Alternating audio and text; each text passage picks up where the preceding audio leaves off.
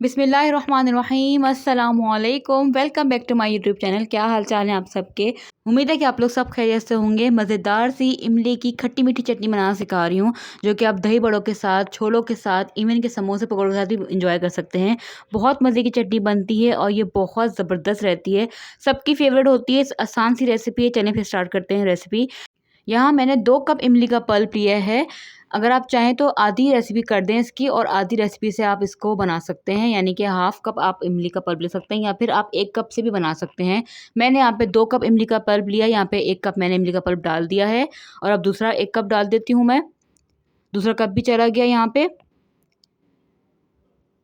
Simply मैंने इमली को भिगो दिया था अच्छी तरह से वॉश करने के बाद। उसका पल्प मैंने अलग कर दिया और उसके सीड्स जो हैं वो डिस्कार्ड कर दिए। इसके बाद मैं यहाँ पे डाल रही हूँ 1 कप गुड़। गुड़ को मैंने यहाँ पे चॉप कर लिया था ताकि छोटे-छोटे पीसेस हो जाएँ, और साथ ही मैं इसमें ऐड कर दूँगी हाफ़ कप जो है वो चीनी, नॉर्मल शुगर जो होती है वो। अगर आप चाहें तो पूरी चटनी आप सिंपल शुगर से ही बना सकते हैं, या फिर आप पूरी चटनी जो है वो गुड़ से ही बना सकते हैं। लेकिन मैं यहाँ पे गुड़ और चीनी दोनों का इस्तेमाल करती हूँ। 1 टेबलस्पून इसमें डाल दूँगी सौंठ, यानी कि अदरक का पाउडर।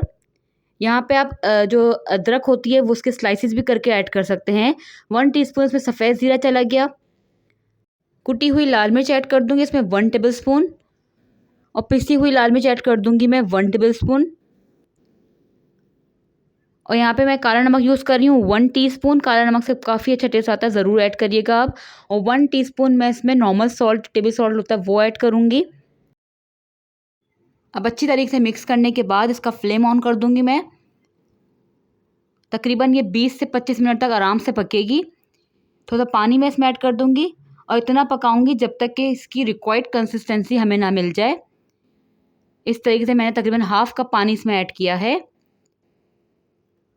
अच्छी तरीके से उसको पकाएँगे, और अच्छी सी गाढ़ी कंसिस्टेंसी जब इसकी हो जाएगी तो हम उसका फ्लेम ऑफ कर देंगे। इस तरीके से जो गुड़ की गुठलियाँ होती हैं, जो लम्प्स होते हैं, वो सब डिज़ॉल्व हो जाने चाहिए। इस तरीके से इसको मिक्स कर लें, और जैसे ही चटनी रेडी हो जाएगी इसको ठंडा कर लेंगे।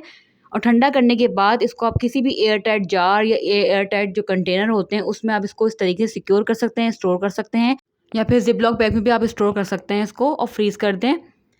उम्मीद है कि आपको वीडियो अच्छी लगी होगी। वीडियो अच्छी लगी, रेसिपी अच्छी लगे तो इस रेसिपी को ज़रूर ट्राई करिएगा, वीडियो को ज़रूर लाइक कर दीजिएगा। मिलते हैं फिर अगली वीडियो में। जब तक अपने प्यारों का बहुत ज़्यादा रखिएगा ख़याल। अल्लाह हाफ़िज़ एंड थैंक्स फॉर वॉचिंग।